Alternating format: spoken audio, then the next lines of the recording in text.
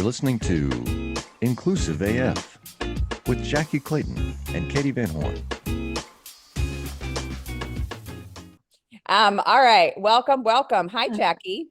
Hi, how are you doing, Katie?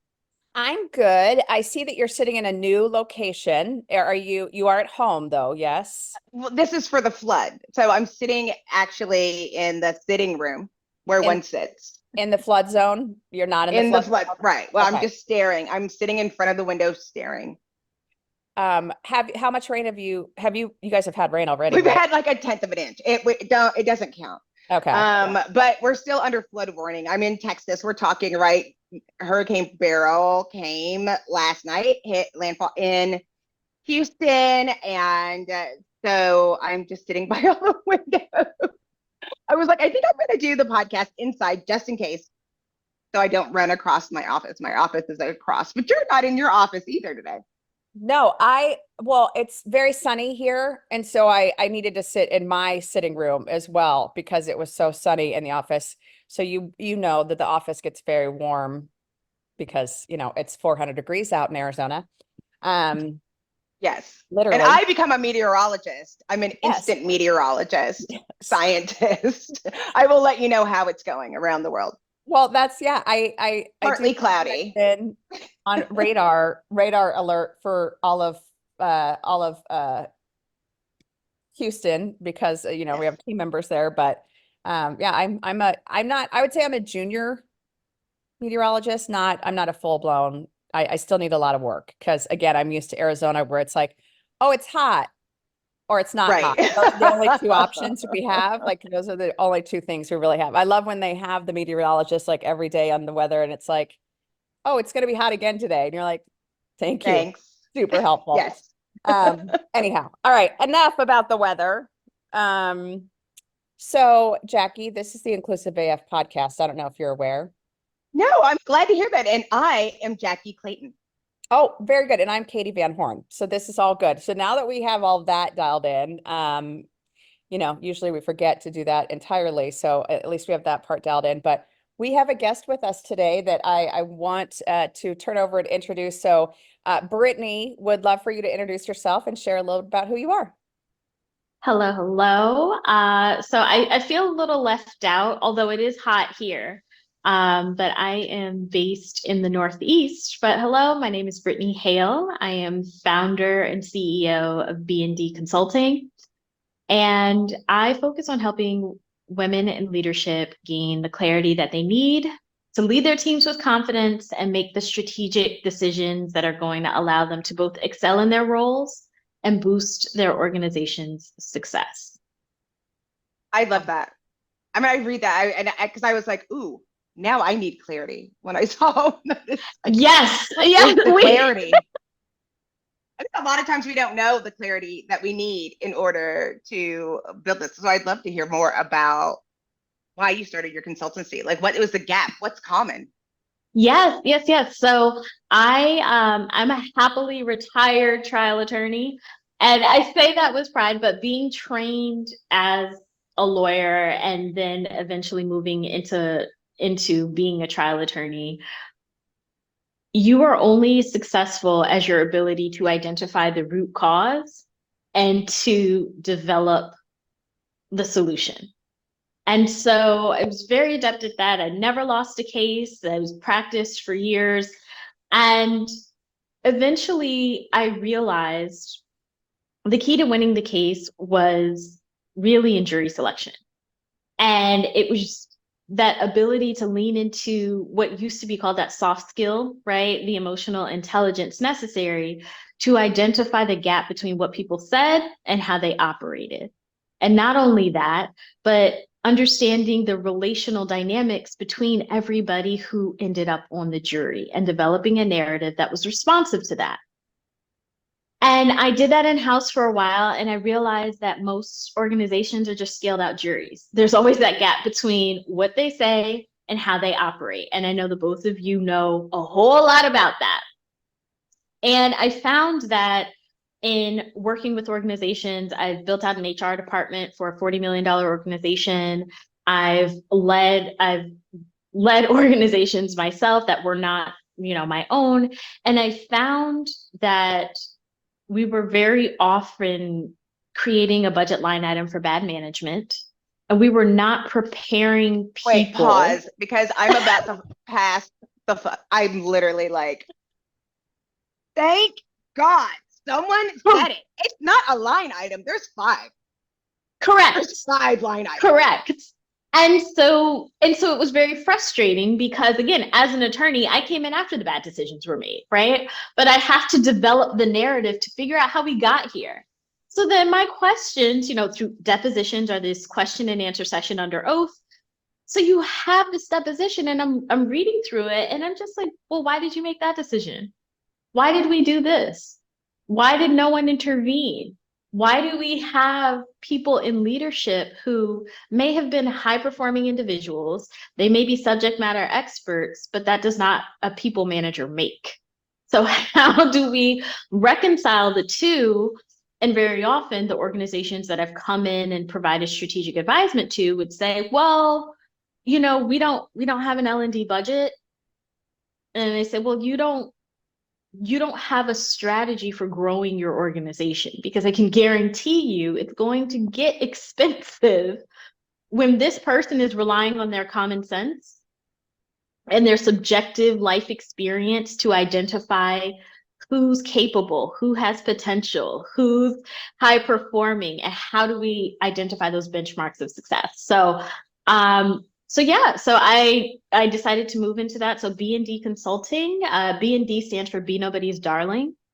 And it's taken from one of my favorite poems by Alice Walker, but it's my challenge to myself and to my clients to focus on developing those frameworks for decision-making that actually matter, that are actually going to move the needle. Get clear. Right? I say clarity and conflict are the 2 most underrated tools to growing an organization and keeping it successful. So that's my hot mic moment. So I think she just solved all the problems in the world in 5 minutes. Well, I want to go back. I'm clear now. Clear. Yeah, I want to go back to this budget piece and just highlight this, because I think you're calling something out that I think a lot of new leaders or new executives don't know, that correct. Payroll is your most expensive budget item. Yep. And people are your most expensive budget item. So, just going Always. from the CFO's, viewpoint Yep. alone. And so I think, saying, hey, we have a line item around bad management. You made my head go, yeah, absolutely. You have to do that. You have to plan for who's going to mess up. What is it going to cost us? And this is also when I talk to leaders about HR and why HR is important. It's that we can save you money by not getting us sued. We can save you money by getting the right leaders in place, all of these things, retaining the right folks. So I love that you call that out, because I think a lot of folks forget about that or miss that part. So, but correct. But then let's talk about the things you said. Yeah. And again, HR is very often focused on compliance and is not seen as a revenue generating vertical. So therefore, from a CFO's perspective, it doesn't make sense to put resources there. However, we know that HR is about more than compliance, right? Did we interview one of each? Did we do what's federally and state compliant? But there's a growth element to it.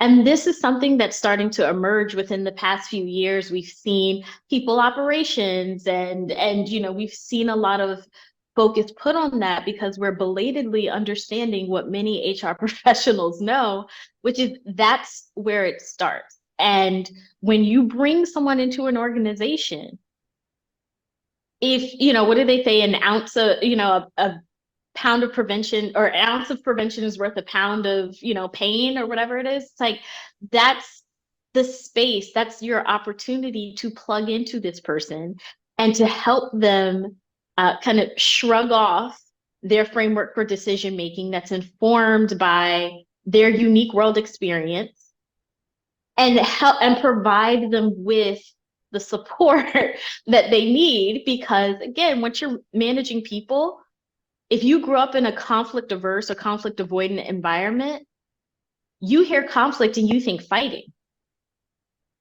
you hear conflict and you don't see an opportunity, so you shut it down. And in so doing, create spaces that are highly activated, very low trust. And then that turnover happens, and going back to the HR, turnover gets expensive. We can't have people cycling out before we've received a return on our investment. And which takes what, 12 months, 18 months, depending on the level at which you're hiring them. So now if we have this revolving door, it doesn't make sense. It's not good business sense. It doesn't have, it doesn't further the financial goals of the organization. So how do we set aside resources in a way that's going to further the organization's objectives? And that requires a little bit of commitment to focusing on things outside of just what's immediately in front of you. Well, and I think when you say that, I'm thinking about our listeners that maybe they are individual contributors, or they're not in HR, or they don't have that leadership in how it shows up.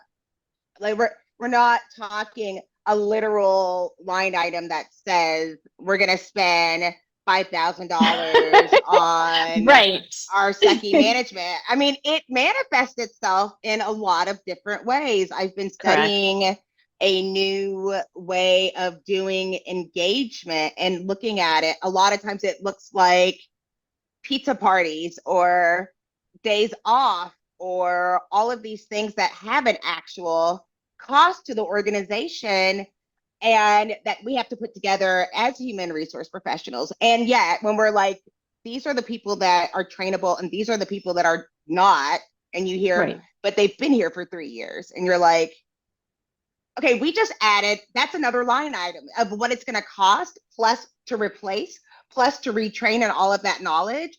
If I told you that decision that you just made is going to cost us about $875,000. Correct. They would look at you like we're growing bananas out of your ears. But later, we all have to fix that situation, whether it's individual contributors, other people with HR, and then all of a sudden, it's not what can we do to prevent this from happening. It's who's the next person that we can try, who's the next round peg that we can try to put in the square hole to try to do. And that's what happens. Yeah, and that's how the glass cliff happens, right? Because we say, well, this is how we've always done it. And my question to my clients is, okay, well, then why am I here? Right? Because if the way that you've always done things is what's working, you wouldn't need a shift. But okay, we say, great, we're going to put women in leadership without any support, without any concerted thought about providing them with resources. So great, Katie's phenomenal. We're going to put Katie in leadership. Katie's not going to be provided with an executive coach. Katie's not going to be provided with any sort of L&D budget. Katie's not going to be able to do an assessment of the team that she is inheriting. So now Katie's standing in front of a group of 200, or even smaller, let's say a group of 50 folks, expected to lead them without having any context on how to build trust. What motivates these people? We know most people are motivated by one of three things at work: power, affiliation, or achievement. If you don't know that going in as a leader, you're set up for failure. So then, 12 months out, Katie's unable to hit the goals. And then we say, we tried it, right? We tried to put women in leadership. It just didn't work out. Bring Bob back in. It's a rigged game. Direct quote right there. Let's bring Bob back in. That. Bob always. That is a direct quote. I think it's John, but Bob.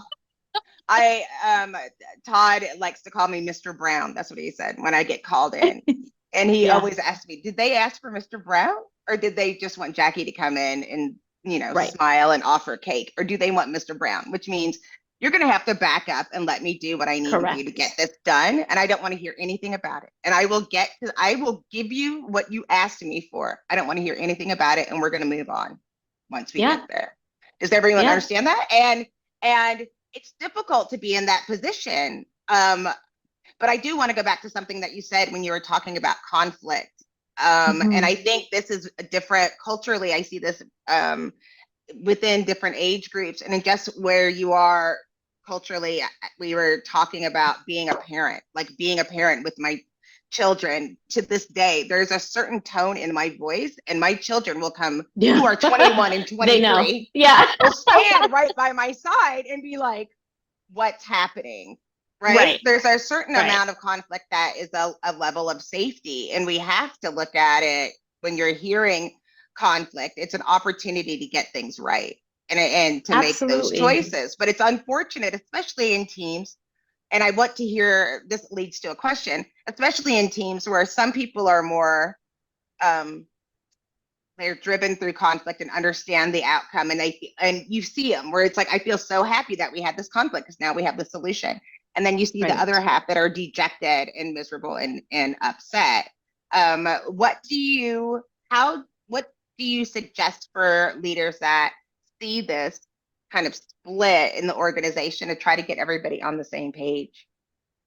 So the first thing that you need to do to get everyone on the same page is use the same definition, right? We all have been in that space where we've said a word and assumed that everyone had the same understanding of that meaning. So conflict, when I speak about conflict with my clients, is conflict is the energy that's created by a perceived gap, emphasis on perceived, between what we want and what we're expecting.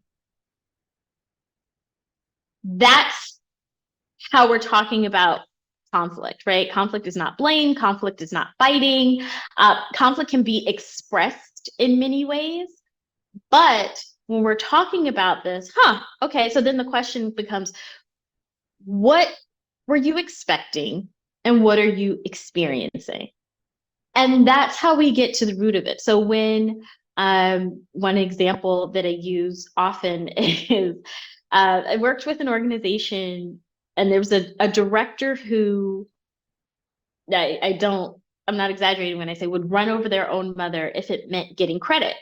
This is someone that was highly motivated by achievement. They needed, I call it the gold star complex. And so there were other directors who had direct reports, and this director, would have tons of conflict with them, and the teams couldn't work together. That's not sustainable, right? You can't have whole verticals not communicating with each other because directors are in conflict. So what do we want? We may want to hit our individual goals. This individual director, what do they want? They want credit, right? What are they experiencing?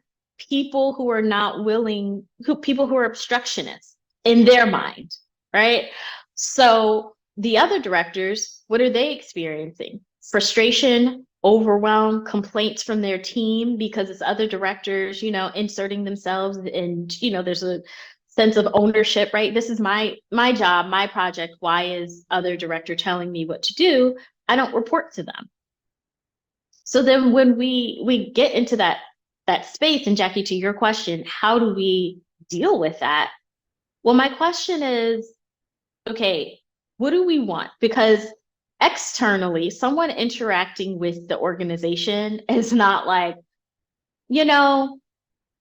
the MarComms team, the marketing and communications team, superb. Product development team, no one's thinking about that. Either they have a good experience with the organization, with the product, with the brand, or they don't. That's it. Am I getting my money's worth? Am I getting whatever it is that I was told I should expect? Are you fulfilling the brand promise? So now, in terms of conflict, where's the opportunity? So I had a conversation with this director who's, again, highly activated and always ready to, go off, right? And so we started having this conversation, and they said, I'm just so tired of trying to prove myself. And I said, okay, well, at what point was your inherent worth as a person ever at issue? Who are you proving yourself to?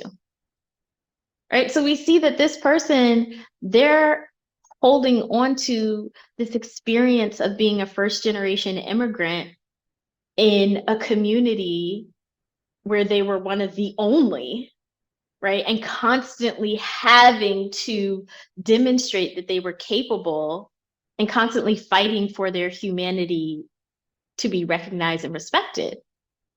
That's not this, right? So we had to really reset that. So now their goals, it wasn't just so much about you get the credit in as much as you're able to collaborate with others. Your raise, your performance, all of that is wholly predicated on your ability to collaborate with other people, because it's not just you. So when we're talking about conflict, again, if I were conflict averse or conflict avoidant, I would say, oh my gosh, this person is shouting. I'm going to log out of the Zoom. I'm going to say, who do you think you're talking to? Right? We would have gone down another path. But being conflict curious is, oh, where'd that come from? Right. And so then we got to build trust, because this person's now sharing like a very deeply rooted experience. This person's 30 years out of, formal education, but they're still holding on to this, and it's impacting work. So that's why I say, being conflict curious is so critical, because you have to, again, get clear and understand what we're actually solving for. Are we going to owe you a copay? I feel like I'm going to listen to this over and over. I'm like, are we in a therapy session right now? It feels like it. Or were you Yes. talking to me? Do you have access? I just got a new security thing. I don't know if I've been using it right, but I feel seen and heard. But it's true what you're talking about. It's one of the things that I hear a lot at work, and Katie, tell me if you hear this, where people say, I didn't want to get in trouble. No one has answered this to me in 20 years. What is trouble? Right. What do you mean get in trouble? Because I have gotten in trouble. And when we talk about women and femme presenting people, women and femme presenting people especially. Don't even get me started on the eldest daughter syndrome. I don't know if anybody else is an eldest daughter, right? Well, we're both youngest, so okay. So you got to benefit from the trials and tribulations. Yes. Right. Yes. But the space of, as a woman, as a femme presenting person in the workplace, work really hard, keep your head down, and hope and trust that someone else will notice. And if you advocate for yourself, well, humility is really important, right? And then my question is, well, can you be humble about your purpose? Good one. I don't know if that's the case, but why do we require this of women at work? We require the same skill set, but we ask for women, but don't talk about it. Mm-hmm. Don't talk about it, and lead, but not that way. Right? And I don't even know what that means. I think of something interesting. I worked for all women up until I was, I guess, like 35. Mm-hmm. So there was a lot of things I didn't know. I didn't know better. Like I just didn't know. I just didn't know what the rules were at work, which made me really difficult. But it was too late by then. Like, I can't undo any of this. I don't. That know was a gift. What I'm talking about. Right. Like, Jackye, you're asking so many questions, and I'm like, well, I have them. So answer them, and if you answer them faster, we can get through this. If you answer them, but then it's not necessarily a good example of what the reality is for other people of having it, like wanting to understand these things. Do you think that it's changed in any form? Have you seen it change? Let's just look at, the last 4 years, we'll say, like since COVID. Have you noticed any change in it, or is it been the same? Because we hear a lot of noise, but I don't know what the impact has been. Yeah, so it's gone up and down. So when we talk about change, and again, I'm a millennial, right? So I've benefited from Gen X and Boomer mentors who each have had different perspectives, but very often when we've plugged in, they're focused on legacy. And so they're like, here are all the things not to do. Here are all of the things that I wish I didn't do or didn't, experience. I would say within the past 4 years, we've had, and again, due to an emphasis on equity and the racial reckoning after 2020, and it felt so hopeful and amazing. And organizations seem to really get it. And then we had the pandemic, and the pandemic, among being a lot of things, was really kind of the testing ground for organizations and leaders to show and prove. Can you compete? Does your organizational culture compete with the culture of what's going on at home? Is your leadership strong enough to withstand? I've led a completely remote organization before, right? So how do you build trust with someone who's literally in another country? And what we're starting to see is the answer to that is no. People didn't, trust that, because we've seen, the emphasis on return to work policies, because we haven't been curious, right? We haven't gotten clear on what we wanted to achieve. During that time, it was, okay, we're experiencing Zoom fatigue, but we're not creating environments to develop professionals. So that experience of, popping into someone's office or like the water cooler talk, folks who either had their whole college experience online or a majority of it, they didn't benefit from that. And so now we throw the baby out with the bathwater and say, well, we just need everybody to come back in office, and, I need to see butts and seats because I need to trust that you're working. So we have that. And then we have generative AI, which is incredibly useful, except when we're talking about leadership, we're looking at people who want to supplant human connection for artificial connection. And that is a huge issue. And I look at, a lot of these, like the tech bros, right, who just, we don't need people. Well, there's an air of like being a relational reject, right? You've not been able to connect with people. So you create an artificial girlfriend who will say all of the right things. You create an artificial environment that you have sole control over because you aren't resilient enough to deal with situations and factors outside of your control. So when it's come to women, we're starting to see women being ousted out of leadership. They were good enough to help us in a crisis. But now that things are starting to level out, well, again, what was it? Bring back Bob? Bring Bob back in? Mm-hmm.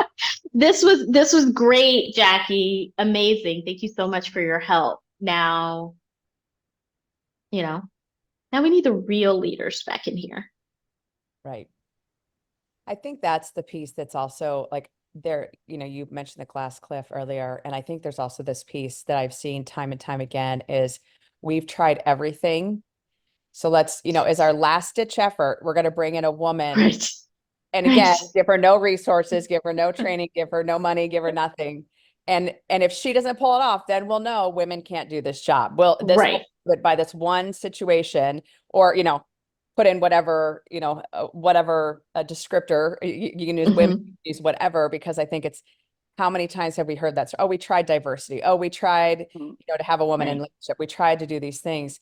And so I think there's also this, we're expecting miracles from folks without giving them the right attention and time.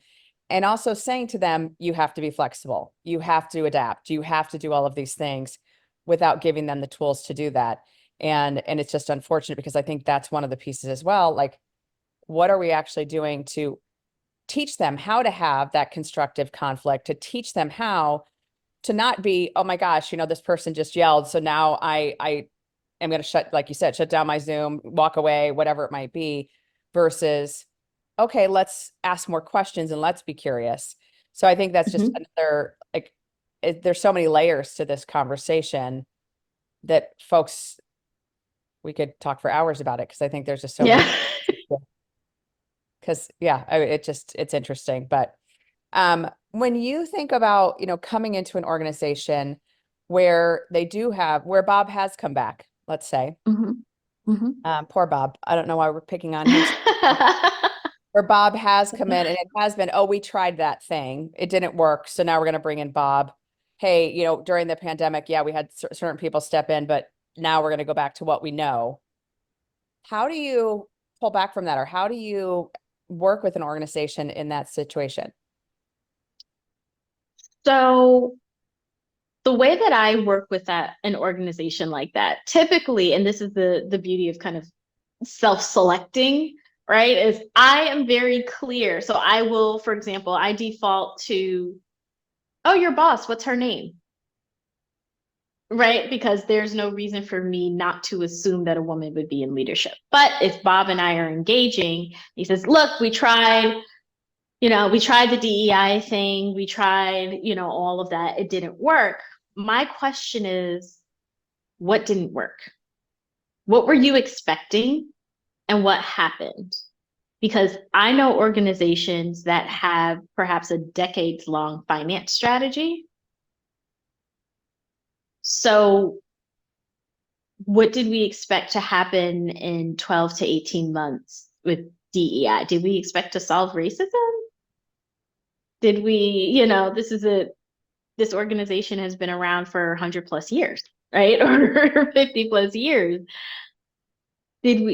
How much time did we expect to dedicate to this? Bob, what's your tolerance for change? You want things to go back. Okay. What was really great about the way things were before? And is your subjective need for control a business strategy? Okay, but you're gonna have to say that, because if I say that to Bob, he's gonna be very upset. But again, I'm endlessly curious, and I have it on my site. Like, I am going to ask a lot of questions. If you cannot tolerate being asked questions, we won't work well together. Because, and again, I'm trained in the Socratic method, right? We arrive to conclusions through examination and inquiry. What are we so afraid of learning? And is that the thing that's holding the organization back from growing? We live in an incredibly global world, right? We know in just a year, millennials are going to be a majority of the workforce. We have Gen Z that's going to occupy a certain amount of the workforce. They're going to be here. They're not going anywhere. How do you want to engage with them? Do we want to just brush off as, 30% of our work? These kids don't want to work these days. Okay. What does work look like to you? And also, these are your kids. So if they don't want to work, it's because you haven't really taught them the value of it. Right? So what are we doing? What are we solving for? Those are some of the questions I would ask Bob. I feel like I love that response. And I also feel like there's a lot of DEIB programs that worked exactly the way that they were designed. We had more voices, we had more conflict, we had more innovative ideas, and we had people that were at peace. And I think that people's peace is very uncomfortable for certain groups of people when you're not used to that. Like, I was used to you I liked you better when you were quiet and didn't talk to anybody.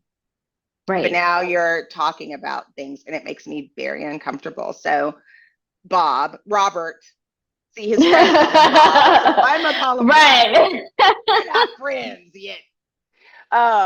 Those are it's the devil, it's what you are familiar with, and because we know what the conflict is with change, or how change averse, because we've all, anybody who's tried to change payroll from anything to anything knows that it's conflict averse. People are change averse. People come out of the woodworks who haven't talked in public in years will come and tell you not to change your payroll software. So we know what it is within the organizations, but I do like what was the expectation, and what versus what the outcome is. And when you put it in those things of what the program is, I think a lot of the programs were successful. They just didn't go to that. They didn't have an understanding of what that was going to look like. And now what? You know, Yeah. we solved the initial ask, and now what are we supposed to do with that? And then they want more engagement, which is hilarious. Like, engage with you, like, for what?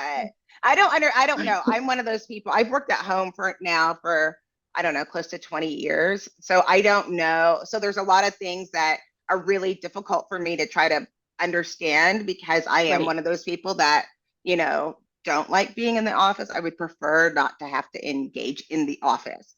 It's not, I don't know what it is. It's something on some spectrum somewhere where it's like the omnivert, amnivert. No, I agree. Like, yeah.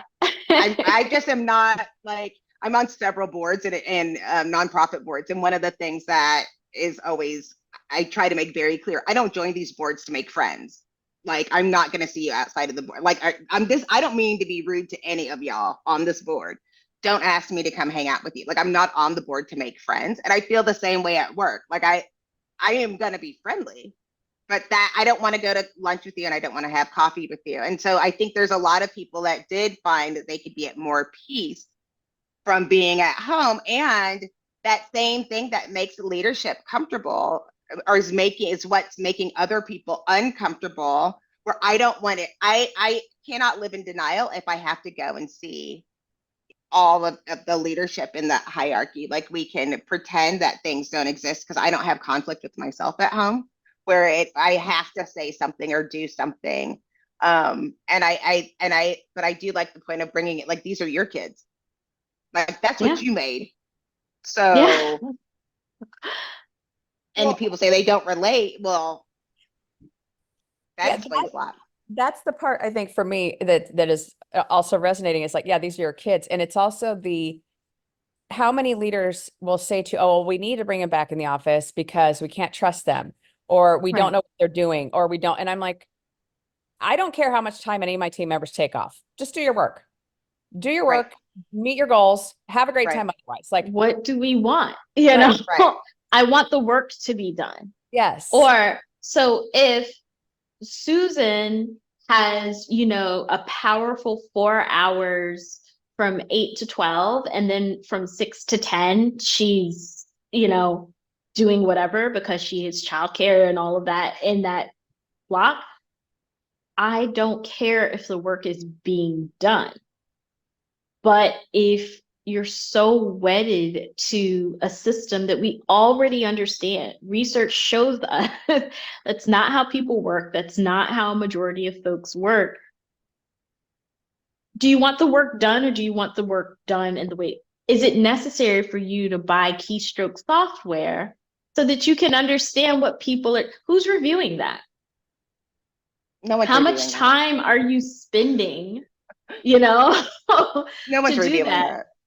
But the other part of it is, this is the thing that I think is important to understand about how leadership went through. It's like, what I want is, I want to be like my dad, grandpa, cousin, and I want to go in and physically tell somebody what to do and watch them do that, so I can have an illustration of power outside of the company being successful. Because part of that success means I don't have to work, and I force other people to work. And I don't. And Jackye, I'm so glad. I apologize for interjecting, but I'm so glad that you shared that, because it's what I call the Don Draper effect, right? In Mad Men, Don Draper waltzes into the office. He says, "Give me ideas." He puts his feet up on the desk, has a brandy, sexually harasses the women in the office, and is brilliant, right? And what you highlighted this, I want to do what people did before me without examining whether or not it actually worked, and what could we have achieved but for these limitations, right? So I have to do this because that's how people did it before me. You know, we have to go. I worked in an organization where every Thursday the men in the office would go golfing. And I said to someone before, I said, "How do you know that I don't have golf clubs in my car right now? I've not been invited. I don't see any women going with you." And to your point, Jackye, you say, I want to work, I don't want to be liked. Likability has been that thing that's advanced many people's careers, right? Because it's, I don't want to objectively see, are you a high performer or not? And if you're not a high performer, well, they've got great potential, and their potential is solely predicated on my ability to tolerate them, and I like them. And the guy said, oh, well, I don't know. I mean, it's just a way for guys to decompress, and it's like we want to get away from our wives. And I was like, I'm not married to anybody here. Right. Right. So again, the questioning, and then shortly after that, at least officially, the discussion of the Thursday golf outings, they didn't happen. But these are people who left the office a little bit early, right? So objectively, they're not doing as much work as other people because this is what makes them comfortable. So to your point, like the Don Draper effect, we have to move past the benchmark for success can't be comfort. Right. That is absolutely right. And it's also why DEIB is so important. And Right. the next reckoning that we have, it has to go further than that, because what we're seeing is a pattern that started with slavery to now. It's the same Correct. thing. Correct. That's why we have to talk. And a lot of organizations, when we had our this 1 year where people were paying more attention, 2 years, maybe 3 years, or paying attention, weren't able to go as deep as necessary in order to break the patterns where we were trying to look at systemic patterns, because we call it systemic patterns instead of white supremacy and racism that happened when you started stealing people and forcing them to do things beneath them because you didn't want to do it. It's just another version of that. Right. And to be clear, that goes across races and genders, because that's the example of leadership that we're trying to switch. And it changes when you have people that honestly just want to go to work, do their job, and go home. People have no idea what to do. The first time someone asked me that in HR, we were like, oh, what are you inspired by? And they were like, I'm inspired by my paycheck, and I just want to get my paycheck and go home. And I was like, I don't even know what that is. Not in the SHRM book, and I don't know what to do with that. There is no chapter on people who just do their job. There is not a chapter. So that for them, it might be freedom, right? Like, I value freedom, which means, again, I'm not motivated by achievement. I want to get in, get my paycheck, get out. And leadership it's been about coercive power, right? I can brute force, get your butt in the seat. I'm going to withhold resources from you and extort you. And we have people who are not responding to that. And there is a leadership crisis because we don't know what to do. Well, if the Don Draper, model doesn't work, well, then what do we do? Well, and I think taking your example one step further, we know what happened with Don Draper. He correct. You get outdated, you lose that direction, you lose power. And I think that's part of it too, is that you are talking about power. And that's where I always go, is that it's this, I have to assert my power over someone to show that I'm the boss, versus like someone just said to me last week, well, Katie, you're the head of HR. So people are going to do, and I was like, oh yeah, I don't really think of that. Like, I'm more like, hey, we're all just working together and trying to do cool stuff. But it's true, because I'm like, I don't look at it from that perspective, from that viewpoint. I'm like, no, we all contribute in our own way. And so how do we also value that differently? And the whole, someone asked last week, what are the core hours for the company? And I was like, we're a global company. That's not a thing. Yeah. That be a thing. I could say, oh, well, you have to work every day from 4 a.m. until noon to make sure that you can cover Europe. And they would all laugh me out of the room. But I don't know. But I would love to know if you could share, what are one or two things that you would like our audience to have heard during this episode, or things that they can take away and kind of that call to action, whatever you'd like to share. Yeah. So I would say, again, clarity and conflict are probably what's holding you back. You probably lack clarity. It's not a judgment. It's okay. And conflict, your ability to withstand conflict, to see it as an opportunity instead of an obstruction and something to be avoided at all costs, is probably what's impeding you. And then, again, examine your relationship with power, right? Do you rely on coercive power, right? Brute force, I tell you what to do. Your legitimate power, your title, and what's motivating you at work, and how can you leverage that to become a better leader? Awesome. Jackye, what you got? This is real deep, Katie. I It's know. just real deep. I don't know. I mean, right now I am focused on I'm as a person within Gen X and figuring out, because that's kind of like the stage we're at right now, right? Within a majority of leaders. And it is very interesting on the impact. And really, I mean, because we laugh about it all of the time, because, we were the ones that they had commercials and told their parents to hug them, and also asked them, do you know where your kids are? Because they literally didn't hug us, and they didn't know where we were, and they couldn't call us because we didn't have cell phones, and we didn't tell them where we were. We said, good luck, and I'll see you when I get home. And so as a result, we are helicopter parents that didn't know how to parent. So how does that affect how we micromanage leaders, don't trust the ability to do those things? How are those things showing up at work? And also, I really appreciated conflict curious and being conflict curious, which just cracks me up, because it's like, oh, that's a dog. Because it makes me think, and that is my mother, like, coming back to laugh at me, I think, that phrase. Because she always would say, unless you're going to come directly to me, I'm going to assume everything is okay. And she used to tell me, I know you're not talking to me like that, because I did nothing to you. And I'd be like, oh. So then I'd have to say, this is what's happening. But it's still smart to be like, whoa, all I did was click yes on the Zoom, and all of a sudden now we're here. We're all supposed to be leading toward the same goal, but something's going on that's going to get in the way. So I think getting more curious, instead of just sitting there typing about like, oh, such and such seems really angry, is starting a conversation of getting curious, instead of just accepting that somebody's in a bad mood, of getting curious. And I think a lot of people do that, especially with the Zoom meetings.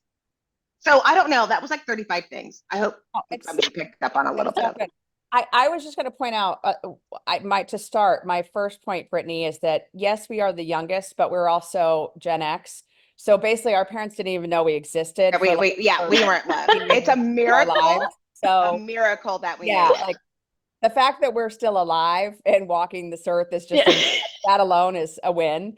Because I'm pretty sure my parents were just so tired by the time I was of age that they were like, just don't die. Like, that's all I ask. Is curfew, sure, but just make sure you get home at some point, They had you to distract your siblings. Yeah. We need something to distract them. Yes, exactly. Have a baby. Exactly. Yeah. Have a baby, someone get married, whatever. Yeah. Just leave me out of it. But all jokes aside, I think it's also exactly what you both are saying, is this not just like conflict curious, but also the being okay with conflict. If someone is raising their voice, or if someone is questioning or pushing or whatever it might be, it's being curious about that, but also being okay with it. Because I think so many of us, when someone does raise their voice or does go, well, that's not right, Brittany, you're wrong, and here's why, we immediately shut down or go on the defense versus, okay, tell me more about that, or say more words. And then the last one is also the, please don't make people come to the office. That is all. That is all. Yeah. Trust. And also, like, I think you're brilliant, Brittany. I think you're brilliant. I really want, the biggest thing is just to like listen to your voice. I think you have such a unique point of view that is really clear to understand. And so many people don't get it. That's why I was like, we could have shut down, turned this off at minute 7. I was done. I have work to do. I got a new assignment. I need to get off of here and talk to my team right now. I 911. I was actually thinking normally, you have that meeting with your therapist and then come back in 2 weeks and tell them all the things that you've done from what you talked Right. about. So, Yeah. so Brittany, we'll be coming back in 2 weeks to let you Yes. know our I progress. will be checking in, you know. We can't Excited afford to your hear. hourly rate, but if you could, Yeah, right, you can send it to our exactly. You assistant. know. We'll put a payment plan. Yeah. Do we get a friends and family discount at this I was point? just gonna say, there's the inclusive AF discount, Okay, that we're perfect, working perfect. with. So Awesome. So, Brittany, how can folks find you? How can they work with you? Where do they need to look to find you? absolutely. So if you go to BND, as in Be Nobody's Darling, consulting.group, you will find me, and there's a section that says Let's Talk, and we can figure that out. You can find me on LinkedIn, Instagram, and Threads, and Twitter, X, but we'll call it Twitter, all at BND Consulting. So I'm really excited to connect with whoever's listening. Awesome. Very cool. Well, Brittany, thank you. This was an awesome conversation. Really appreciate it. We have our therapy notes now. We have our draft. And yes, we'll let you know how it goes. But thank you so much for joining us. This is Katie Van Horn. And this is Jackye Clayton. Bye. Bye. Thank you.